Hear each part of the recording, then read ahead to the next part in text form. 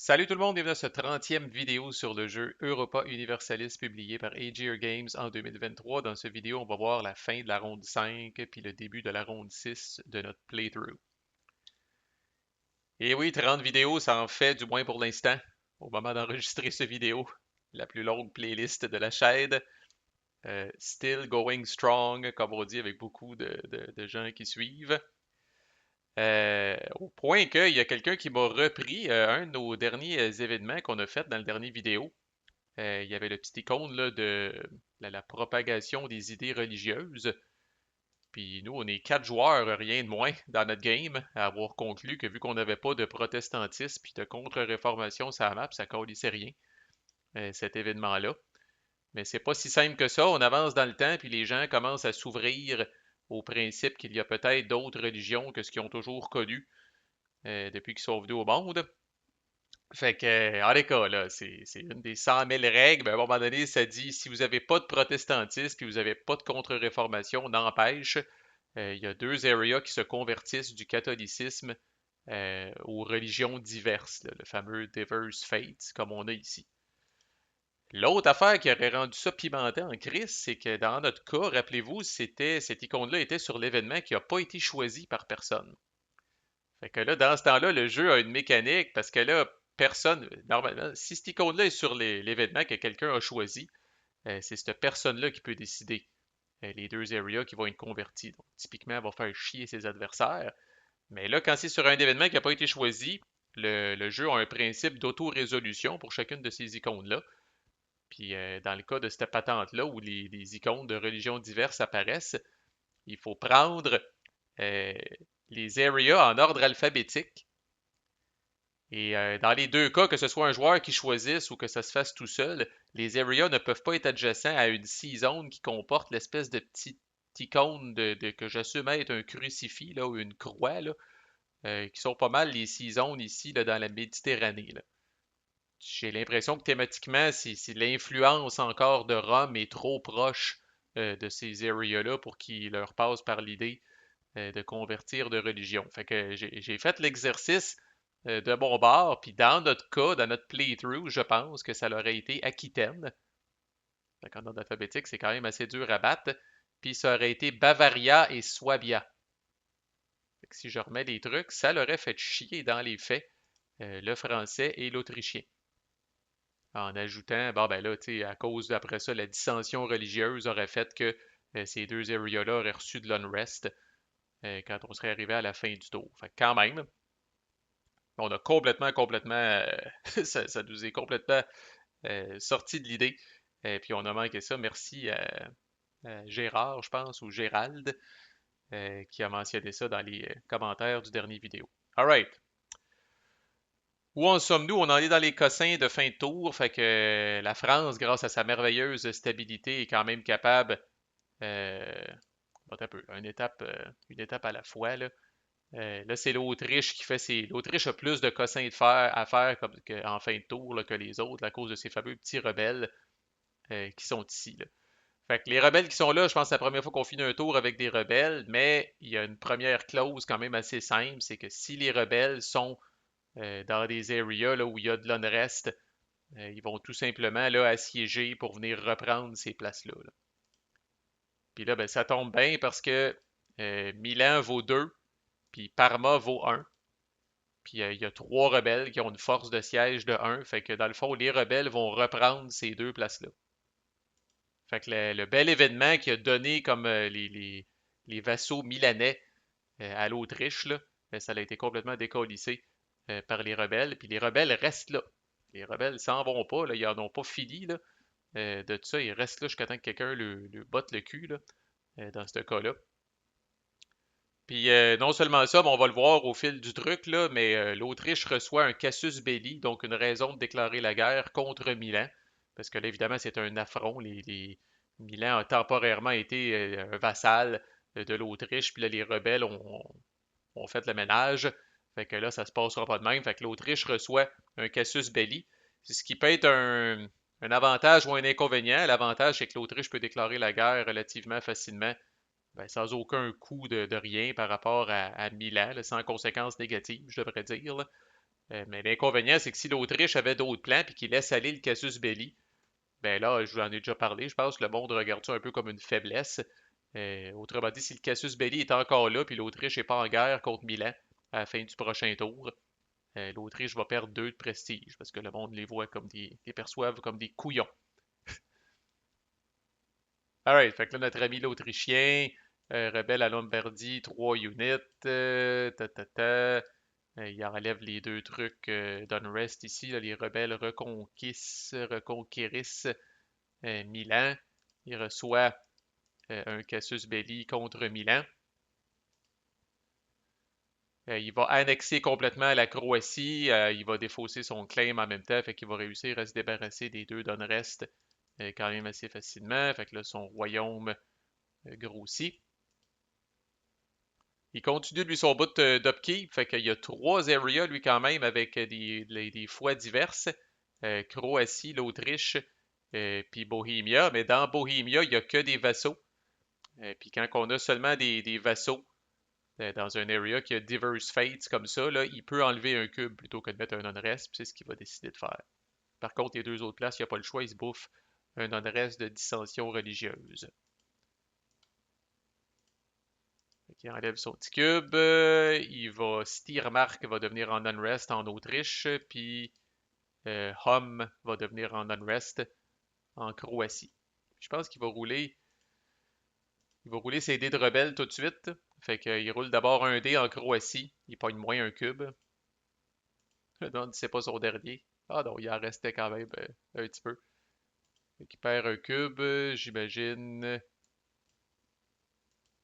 Ah, il perd son cube militaire. Il décide de garder ses 2 cubes d'administration. En Autriche, il roule 2 dés. Il pogne 2 fois le résultat d'Exhaust Manpower, mais heureusement pour lui, il y a du Manpower available qu'il va mettre dans Exhausted.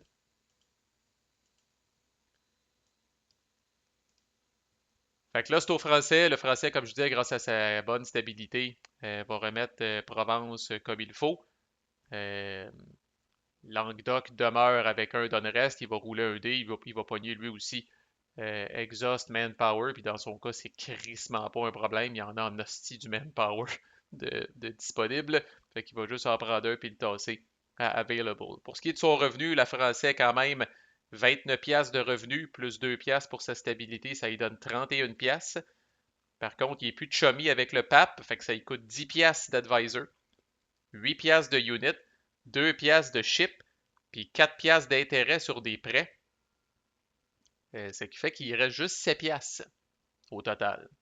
Malgré qu'il part à 31, une fois que toutes les dépenses enlevées, il arrive à 7 piastres. Puis à son tour d'avoir un trop plein de cubes, en tout cas, là, quand il fait son truc de Monarch Power, il est obligé d'enlever un cube de Naples, puis il va enlever 2. Ben, il n'est pas obligé, là, mais il décide d'enlever un cube de Naples, puis d'enlever 2 cubes de Lombardie pour être capable de ramasser tous ces cubes. Il ne faut pas oublier aussi l'autre affaire, le français, que j'avais oublié dans mes petits calculs, c'est qu'il est rendu à plus 3 de stabilité, fait qu'il reçoit 2 cubes de bonus, n'importe où. Je pense qu'il va les prendre du côté militaire, tiens donc.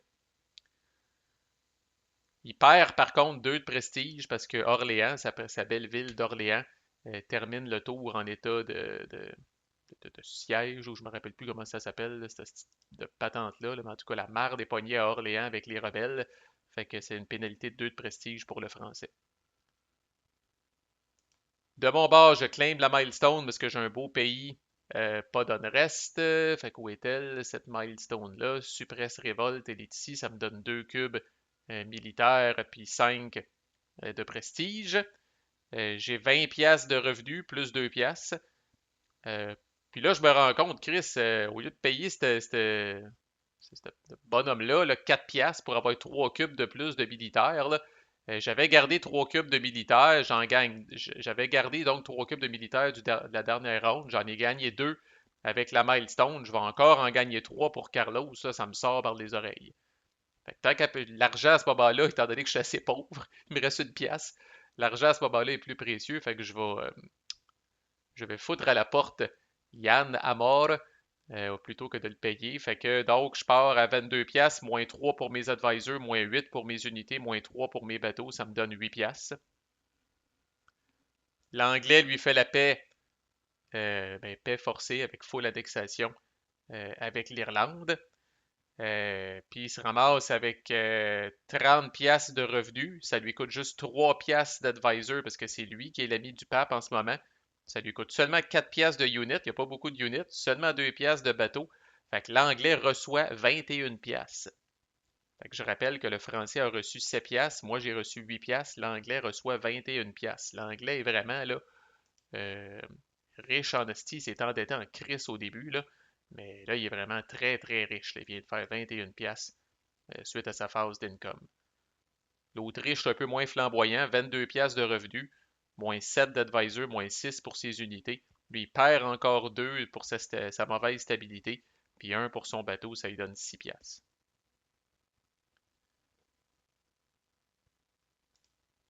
Fait que voilà, arrivons dans ce log-là ici, où tout ça a été fait. Fait que comme on voit, là, on a des cubes en asti, là. Ça, c'est des cubes du français. Le français est pas riche.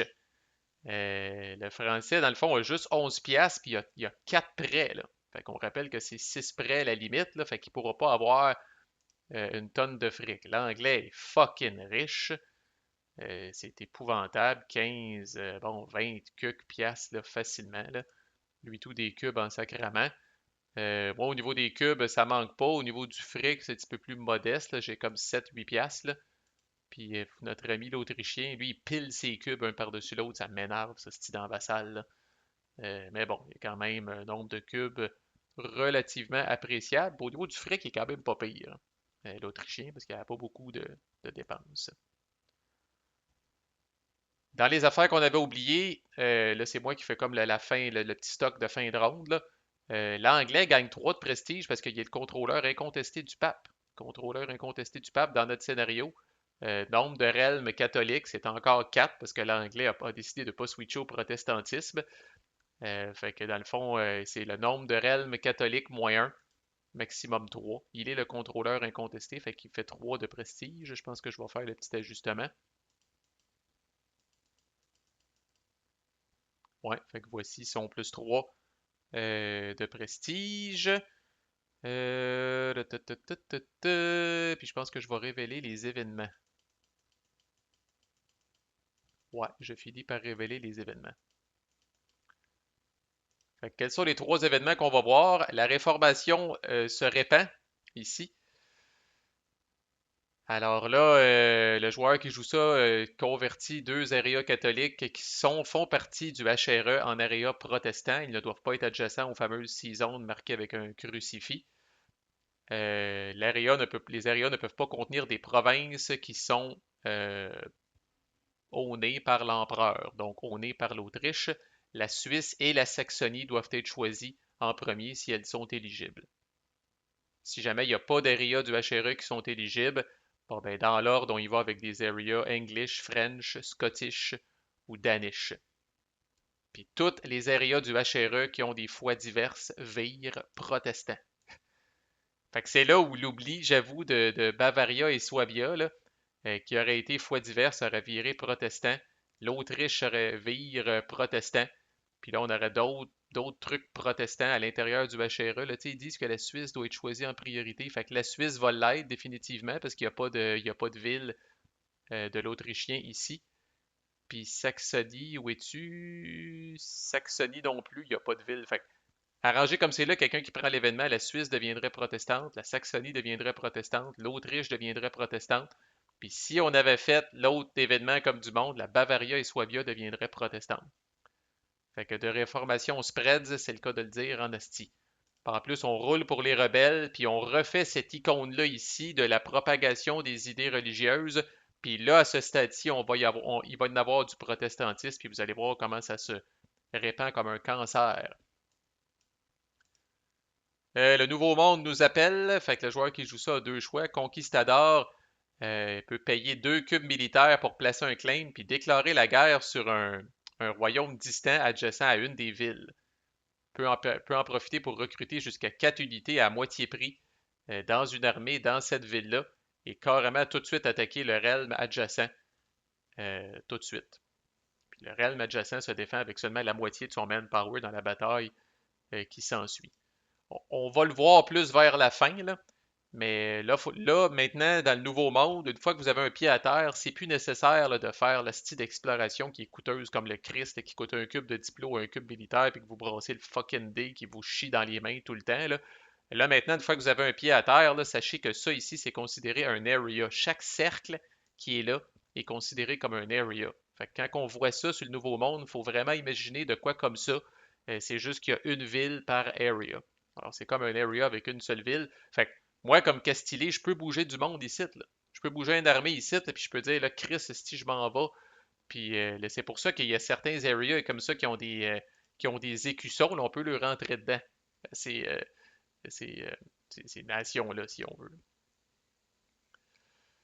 Puis, sauf que les realms distants se défendent avec le double de leur valeur de taxe. Fait que ça, ici, c'est une grosse ville. Fait que normalement, ça a deux de valeur de taxe. Fait que normalement, si je rentre là-dedans, je dois me frotter à deux unités, là. Mais dans le Nouveau Monde, dans un continent distant, ça, c'est doublé. Fait que si je rentre ici, je dois me frotter à 4 unités. D'où l'intérêt de cette fameuse carte-là qui dit dans le fond que si vous prenez Conquistador et vous décidez de déclarer la guerre sur un realm adjacent, là, il se défend avec la moitié de son manpower capacity. Ou vous avez l'option Pacifique, qui est un poussée de colonistes, que si vous avez un claim colonial, vous gagnez 3 colonistes. Puis la fameuse smallpox épidémie, dans le fond, vous placez un truc, c'est un peu l'équivalent de l'épidémie qu'on avait pogné au début de la game là, sur le continent, là, mais là, ça se passe strictement dans les Amériques. Fait que adjacent à un claim ou à une ville, puis un autre dans l'area adjacent de l'area que vous avez choisi. Puis plus on attend avant de prendre cet événement-là, plus vous allez pouvoir répandre cette fameuse maladie-là. Là. Fait que pour chaque 2 pièces qu'il y a sur cet événement-là, vous pouvez placer un autre symbole de cœur brisé dans un autre area adjacent. Puis les provinces qui ont ça, dans le fond, ont juste la moitié de leur force quand vient le temps de calculer leur manpower capacity. Fait que là, si vous voulez faire un hostie de rampage, vous pourriez placer ça sur plusieurs villes, plusieurs areas en fait, là, puis là après ça, aller piétiner cette affaire-là, puis profiter du fait qu'ils sont affaiblis par l'épidémie. Là.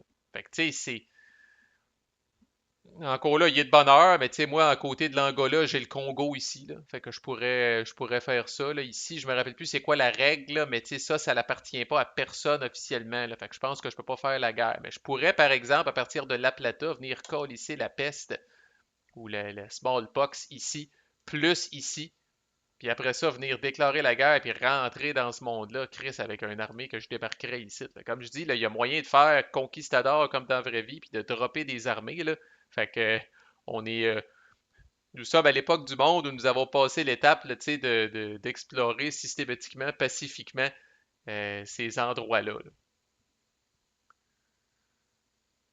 Fait que voilà, la seule affaire, le seul autre correctif que je veux faire avant de vous laisser ici, là, c'est assez comique parce que quand on est arrivé à la ronde 6, l'anglais il dit Hey, j'ai oublié la milestone de pas avoir d'unrest.